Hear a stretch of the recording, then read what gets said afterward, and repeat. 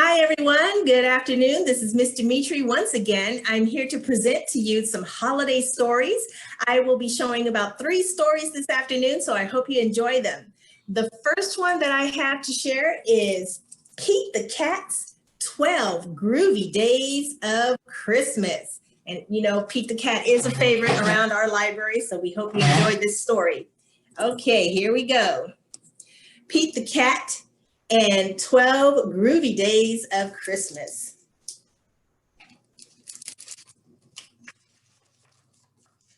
On the first day of Christmas, Pete gave to me a road trip to the sea.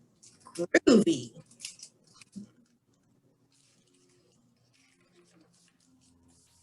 On the second day of Christmas, Pete gave to me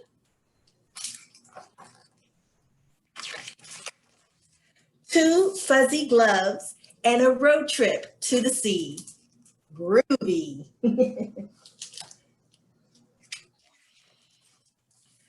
The third day of Christmas, Pete gave to me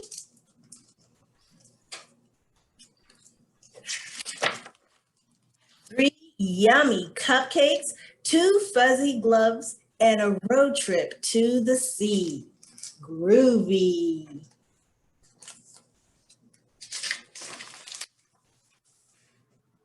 On the fourth day of Christmas, Pete gave to me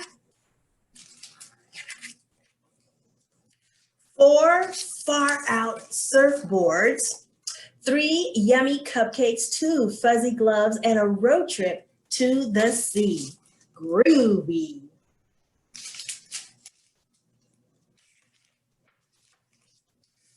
On the 5th day of Christmas, Pete gave to me 5 onion rings. Oh my gosh, I love onion rings. 4 far-out surfboards, 3 yummy cupcakes, 2 fuzzy gloves, and a road trip to the sea. Groovy. On the 6th day of Christmas, Pete gave to me 6 skateboards rolling, 5 onion rings, 4 far-out surfboards, 3 yummy cupcakes, 2 fuzzy gloves, and a road trip to the sea. Groovy.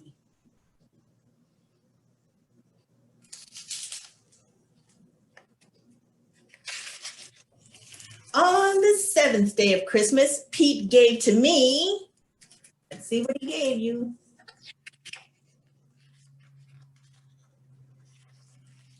7 concert tickets. Oh my goodness, you're gonna go see a show. 6 skateboards rolling, 5 onion rings, 4 far-out surfboards, 3 yummy cupcakes, 2 fuzzy gloves, and a road trip to the sea. Groovy.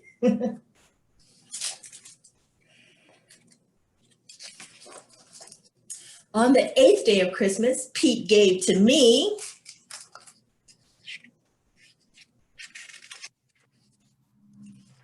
8 guitars strumming, 7 concert tickets, 6 skateboards rolling, 5 onion rings, 4 far-out surfboards, 3 yummy cupcakes, 2 fuzzy gloves, and a road trip to the sea.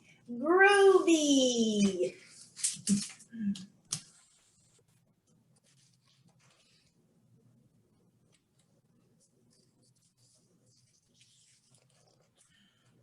Now, on the 9th day of Christmas, Pete gave to me, let's see what he gave, 9 ugly sweaters, 8 guitars strumming, 7 concert tickets, 6 skateboards rolling, 5 onion rings, 4 far-out surfboards, 3 yummy cupcakes, 2 fuzzy gloves, and a road trip to the sea.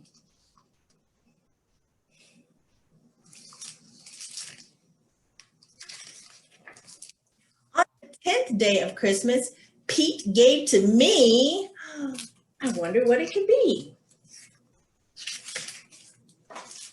10 sloths of sleeping, 9 ugly sweaters, 8 guitars strumming, 7 concert tickets, 6 skateboards rolling, 5 onion rings, 4 far out surfboards, 3 yummy cupcakes, 2 fuzzy gloves, and a road trip to the sea. Groovy.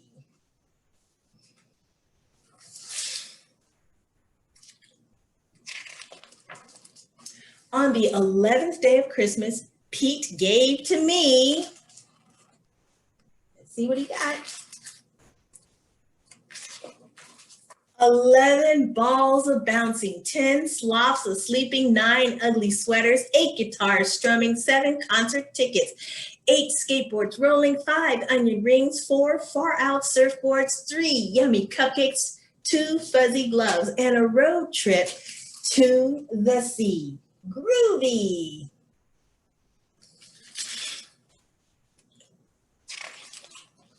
On the 12th day of Christmas, Pete gave to me 12 friends a rockin', 11 balls a bouncing, 12 sloths a sleeping, 9 ugly sweaters,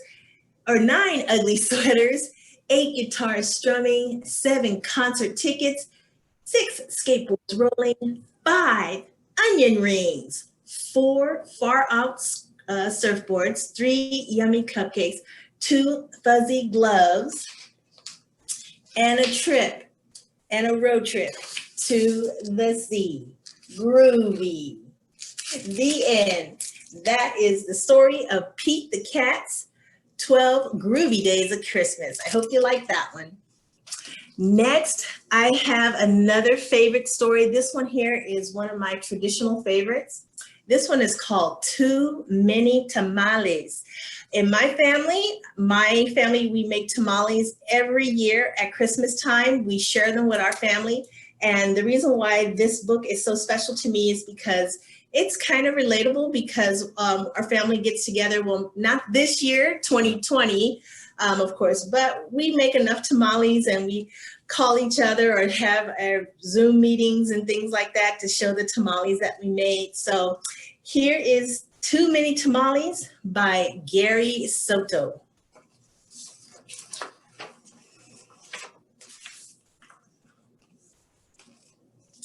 Snow drifted through the shutters, and now that it was dusk, Christmas trees glittered in the windows.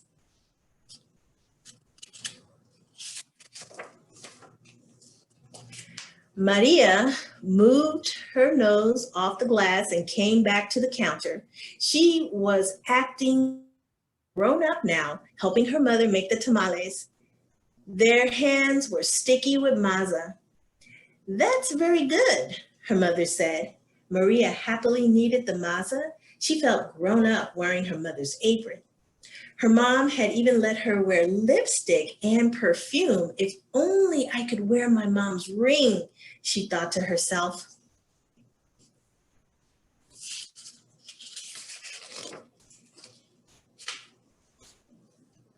Maria's mother had placed her diamond ring on the kitchen counter.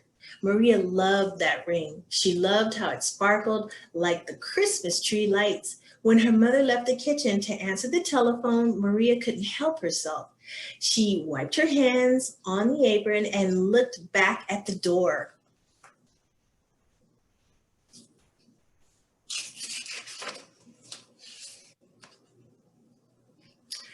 "I'll just wear the ring just for a minute," she said to herself. The ring sparkled on her thumb and it was so pretty.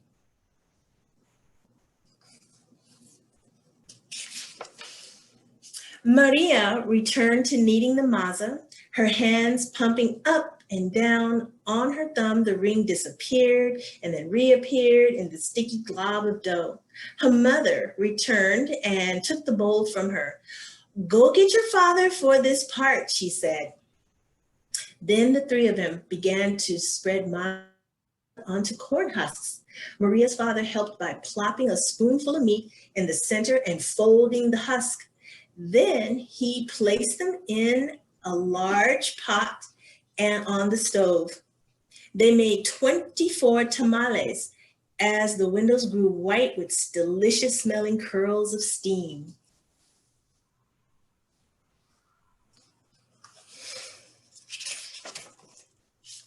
A few hours later, the family came over with armfuls of bright presents. Her grandparents, her uncles and aunt, and her cousins, Dolores, Teresa, and Danny.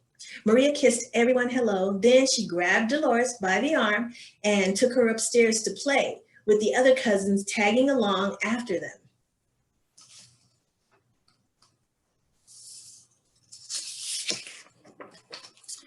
They cut out pictures from the newspaper, pictures of toys they were hoping were wrapped and sitting underneath the Christmas tree. As Maria was snipping out a picture of a pearl necklace, her shock had spread through her body. "The ring!" she shouted. Everyone stared at her. "What ring?" Dolores asked. Without answering, Maria ran into the kitchen.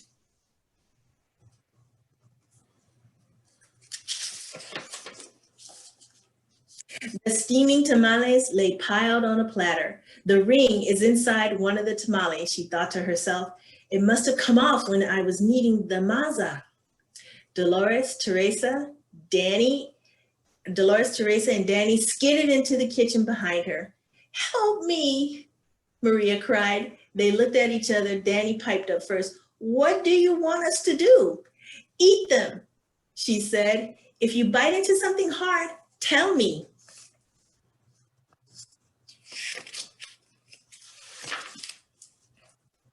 The four of them started eating. They ripped off the husks and bit into them.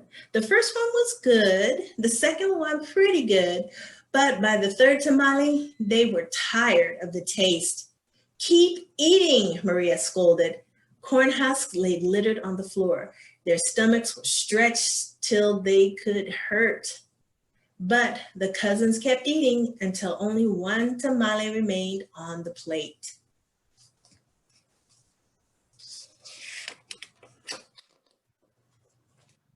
"This must be it," she said. "The ring must be in that one.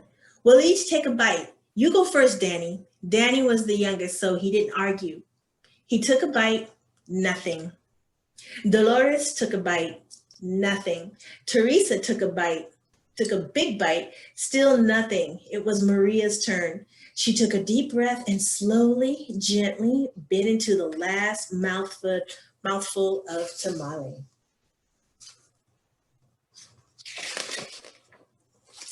Nothing. "Didn't any of you bite something hard?" Maria asked. Danny frowned. "I think I swallowed something hard," he said. "Swallowed it?" Maria cried, her eyes big with worry. She looked inside his mouth. Teresa said, "I didn't bite into anything hard, but I think I'm sick." She held her stomach with both hands. Maria didn't dare look into Teresa's mouth. She wanted to throw herself onto the floor and cry. The ring was now in her cousin's throat, or worse, his belly. How in the world could she tell her mother? But I have to, she thought.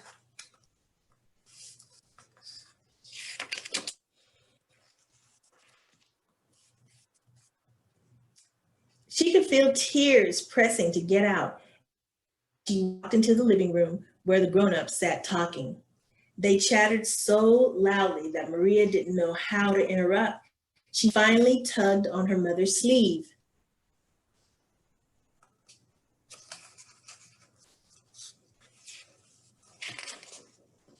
"What's the matter?" her mother asked. She took Maria's hand. "I did something wrong," Maria sobbed. "What?" her mother asked. Maria thought about the beautiful ring that was now sitting inside Danny's belly and got ready to confess. Then she gasped. The ring was on her mother's finger, bright as ever. "The ring!" Maria nearly screamed. Maria's mother scraped off a flake of dried mouth. "You were playing with it?" she said, smiling gently.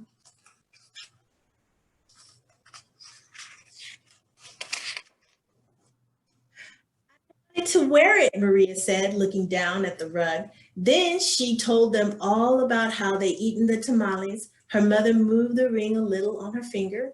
It winked a silvery light. Maria looked up and Aunt Rosa winked at her too. Well, it looks like we'll all have to cook up another batch of tamales, Rosa said cheerfully.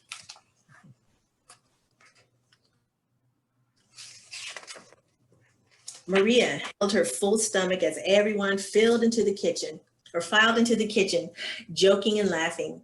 At first, she felt like crying as she needed a great big bowl of maza next to Aunt Rosa. As she pumped her hands up and down, a leftover tear fell from her eyelashes into the bowl. For just a second, it rested on her finger, sparkling like a jewel. Then Rosa nudged her with her elbow and said, "Hey, niña, it's not so bad. Everyone knows that the second batch of tamales always tastes better than the first, right?" Well, when Dolores, Teresa, Danny heard that from the other side of the room, they let off a groan the size of 24 tamales. Then Maria couldn't help herself. She laughed, and pretty soon everyone else was laughing, including her mother. And when Maria put her hands back into the bowl of maza, the leftover tear was gone. The end. Too many tamales. This one, like I said, Gary Soto. I hope you enjoyed that story. That was one of my favorite stories every holiday. Here is my last book. This one is called Deck the Walls. This one is a wacky Christmas carol. It was written by Erin Dealey.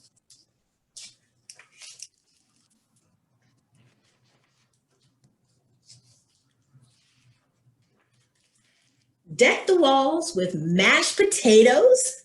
Fa la la la la, la la la la.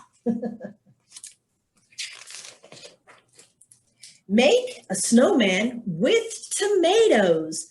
Fa la la la la, la la la la.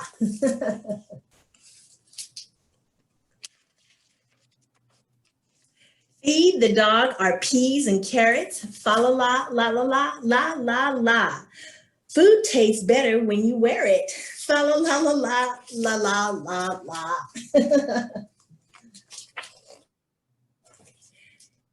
Think a cookie, Grams made dozens. Fa la la la la, la la la la. Olive hockey with the cousins. Fa la la la la, la la la la. Shot on goal, the gravy splashes. Fa la la la la la la la la. Catch the dish before it crashes. Fa la la la la, la la la la. Uncle Harvey stands before us. Fa la la la la, la la la la. Why do aunts and uncles bore us? Fa la la la la, la la la la. With their talk of how we're taller. Fa la la la la la la. Maybe they're just getting smaller. Fa la la la la, la la la la.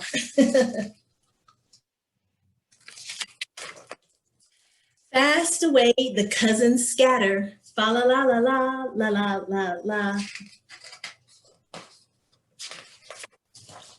While the grown-ups cleared the platters. Fa la la la la, la la la la. Dash outside to frosty weather. Fa la la la la la la la la.